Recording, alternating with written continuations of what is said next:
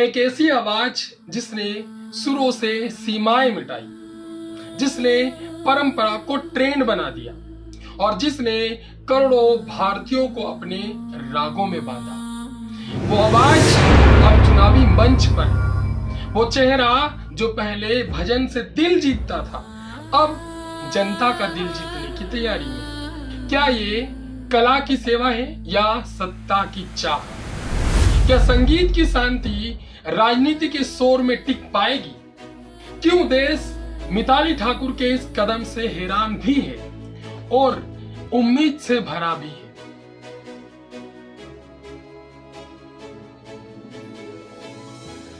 आज हम आपको बताएंगे एक ऐसी कहानी जहां सुर राजनीति से टकराते हैं, जहां संस्कृति सत्ता के साथ कदम बढ़ा रही है।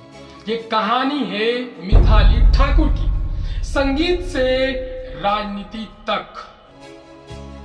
दोस्तों, मिताली ठाकुर का जन्म 25 जुलाई सन 2000 को बिहार के मधुबनी जिले में हुआ।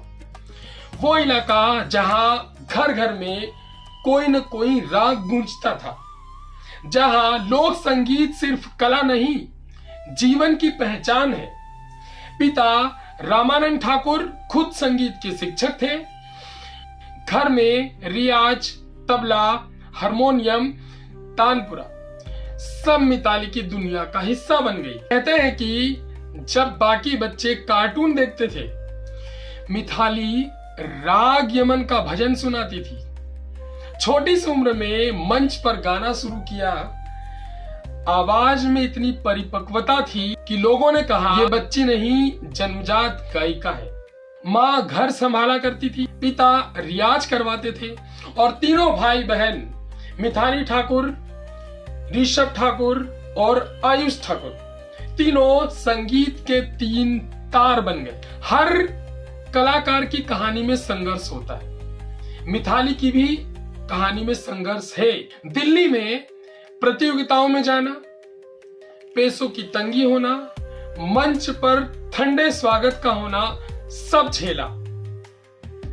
दोस्तों, यहां तक कि 2011 में लिटिल चैंप्स में हिस्सा लिया। 2017 में इंडियन आइडल जूनियर तक पहुंची, परंतु उनका फाइनल में सिलेक्शन नहीं हो पाया, वो जीत नहीं पाई। यहीं से असली कहानी की शुरुआत होती है। दोस्तों, मिताली ने ठान लिया, अब मैं अपनी पहचान खुद बनाऊंगी। फिर से शुरू हुआ YouTube का सफर। भजन, लोकगीत, मैथिली गीत, शास्त्रीय गायन, हर वीडियो में सादगी और भक्ति की झलक दिखाई देती थी। लोगों ने कहा यह सिर्फ गाना नहीं, आत्मा की आवाज। दोस्तों, धीरे धीरे उनके करोड़ों व्यूज हो गए, लाखों सब्सक्राइबर जुड़ गए और फिर वो बन गई भारत की सांस्कृतिक आइकॉन।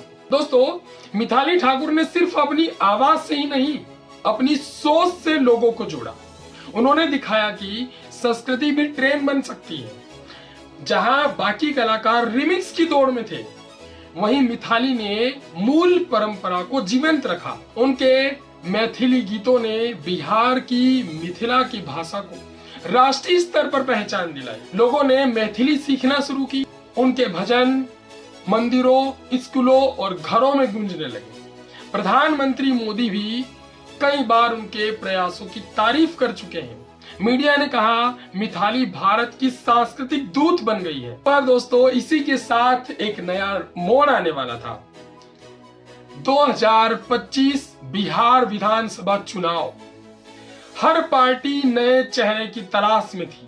तभी खबर आई, बीजेपी ने मिताली ठाकुर को उम्मीदवार बनाया। पूरा देश हैरान था। संगीत के मंदिर से निकलकर वो अब सत्ता के गलियारों में पहुंच गई थी। बीजेपी की रणनीति साफ थी, एक ऐसा चेहरा जो परंपरा, महिला सशक्तिकरण और युवाओं का प्रतिनिधित्व कर सके। मिताली ने कहा, संगीत ने मुझे सेवा सिखाई, अब मैं समाज की आवाज बनना चाहती हूँ। जनता ने कई भावनात्मक रूप से स्वीकार भी किया और कई लोगों ने कहा, अगर राजनीति में मिताली जैसी सच्चाई आई तो शायद राजनीतिक मंच कठिन है। यहाँ सुर नहीं रणनीति चलती है और यही असली परीक्षा होगी। क्या मिताली अपनी सादगी को सच बना पाएगी?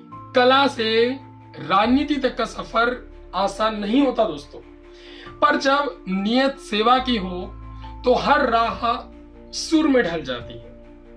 मिताली ठाकुर की कहानी सिर्फ एक व्यक्ति की नहीं, बल्कि उस भारत की एक ऐसी अपनी संस्कृति से जुड़ा रहकर आगे बढ़ने की है जो हमें याद दिलाती है कि बदलाव सिर्फ नारों से नहीं, भावना से आता है और भावना से बड़ा संगीत कोई नहीं होता। अब आगे देखना यह होगा कि क्या मिताली ठाकुर का नया राजनीतिक राग लोगों के दिलों में गूंज पाएगा? क्या जितनी उनके भजन गूंजते हैं? आप बताइए, क्या कला और राजनीति का ये मेल सच में भारत को बेहतर बनाएगा? आप मुझे कमेंट में जरूर बताइएगा। दोस्तों, अगर आपने अभी तक हमारे चैनल को सब्सक्राइब नहीं किया हो तो आप चैनल को सब्सक्राइब कर लीजिए, वीडियो को लाइक कर दीजिए, क्योंकि इसी तरह की सच्ची और सकारात्मक कहानियां हम आपके सामने लाते रहेंगे। जय हिंद दोस्तों, जय भारत।